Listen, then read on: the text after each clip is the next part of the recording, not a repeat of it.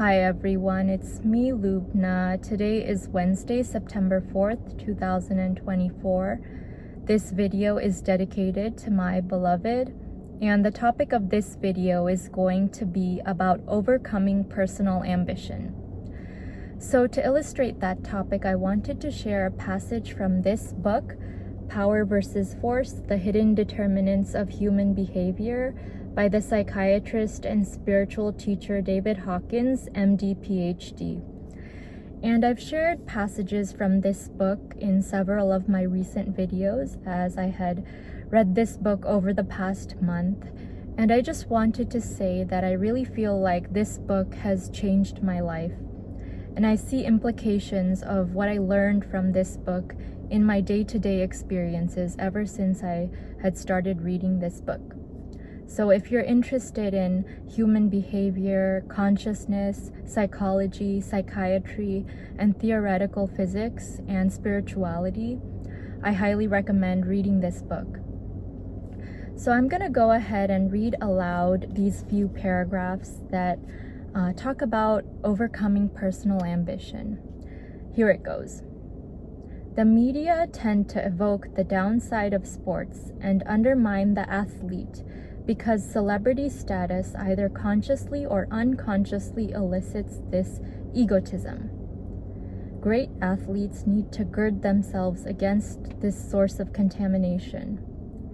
Humility and gratitude seem to be the only effective shields against the onslaughts of media exploitation. Athletes in the traditional martial arts employ specific exercises to overcome any tendency toward egotism. The dedication of one's skill, performance, or career to a higher principle provides the only absolute protection. True athletic power is characterized by grace, sensitivity, inner quiet, and paradoxically, gentleness in the non-competitive lives of even fierce competitors. We celebrate the champion because we recognize that he has overcome personal ambition through sacrifice and dedication to a higher principle. The great become legendary when they teach by example. It is not what they have, nor what they do, but what they have become that inspires all of mankind. And it is that which we honor in them. We should seek to protect their humility from the forces of exploitation that accompany acclaim in the everyday world. We need to educate the public that the abilities of these athletes and their great performances are gifts to mankind to be respected and defended from the abuse of the media and corporate commerce. The Olympic spirit resides within the heart of every man and woman. Great athletes can, by example, awaken awareness of those principles in all people. These heroes and their spokesmen have a potentially powerful influence on all of mankind, literally the power to lift the world on their shoulders. The nurturing of excellence and recognition of its value is the responsibility of all men, because the quest for excellence in every area of human endeavor inspires us all toward the actualization of every form of man's yet unrealized greatness. So that is the passage. It's just 3 paragraphs from this book. And when I had read that, I made a note of it because it served as a very important reminder to myself as well. And I am guilty of having been a very ambitious person in the past, and to a certain extent, I still am. But when we think of the word ambition, ambition is very much an ego-based thing. We want to be successful and make a lot of money and have a good status and a good reputation because those things matter to our ego. And very often, if we might start some endeavor, like doing something for the sake of doing that thing, just because we want to be excellent at that thing and to be an example for others, oftentimes as we begin to achieve success in that endeavor and begin to be recognized or receive acclaim or achieve fame for that endeavor, it might corrupt us. And that's why they say that often power and fame are corrupting to individuals. And when I read that passage, it reminded me that no matter how successful we become, we must always humble ourselves and remember that it's not all about us. It's about humanity and being a good example for other people. And almost always, at least a lot of the time, when people start to recognize that they're being praised for what they do, it causes them to falter because their ego gets to them. And I'll give you an example from my own personal life. Today, actually, I was at my sociology class, which I'm taking as a prerequisite for going to nursing school, hopefully in January. And there was an extra credit assignment that was due today at 10 a.m. before class. And I completed that assignment last night and submitted it this morning.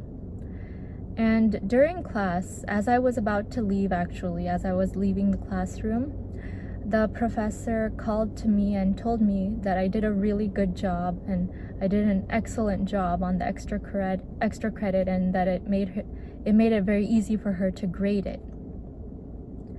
And all of a sudden, I just felt like I stood up straighter and I felt more confident about myself.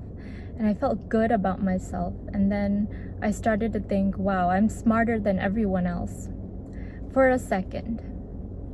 But then I had to remember that there's still room for improvement, and I'm not better than anyone else. I've been privileged in many ways to have many opportunities that a lot of people have not had. But that doesn't mean I'm better than everyone else. And there are still things that I have left to learn, and there's a lot more left for me to do. And I'm not going to be doing it for myself or for recognition or for praise from anyone. I'm going to be doing it as a service to humanity through my message and through the person that I become. And so as I was walking from the classroom back to my car after class, I was telling myself, Lubna, don't let what the professor told you, even though it was good, it was praise, don't let it get to your head, and don't start thinking you're better than everyone else, because you're still learning so much from this class that you didn't know before. Even though you're in a class full of 18-year-olds, humble yourself. And so this entire journey of being out of medical school and then going to community college and now taking nutrition and sociology classes at the community college and trying to get into nursing school so that eventually I could have a job and then maybe apply to medical school again. This has all been very humbling. And I've promised myself that I'm never gonna let myself go back into the realm of personal ambition again, because that is what led to my downfall in the beginning, and I'm climbing myself back up out of the depths. And always remembering that I need to stay humble and fulfill my duty in a disinterested way, not for myself, but for what I can do and provide into humanity and the message that I can convey through my actions and through the person I become.